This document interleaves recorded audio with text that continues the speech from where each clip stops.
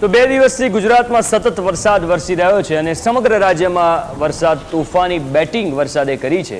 રાજ્યના મહાનગરોના તમે આ દ્રશ્યો જુઓ, મહાનગરોમાં પાણીનું સામ્રાજ્ય હોય એવી સ્થિતિ છે।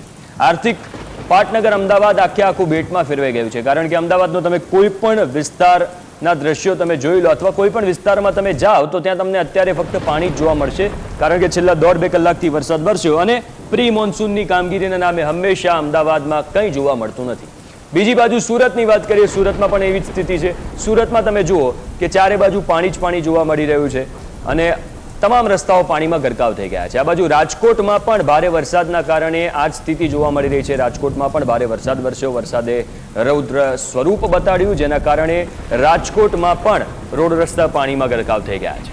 ગાંધીનગરના વિઝ્યુઅલ તમે જોઈ શકો છો। ગાંધીનગરમાં એક આખો અંડરપાસ છે, એ અંડરપાસ પાણીમાં ભરાઈ ગયો છે, જેના કારણે લોકો એ વિચારમાં મુકાઈ રહ્યા છે કે અંડરપાસમાંથી પસાર થવું કે નહીં।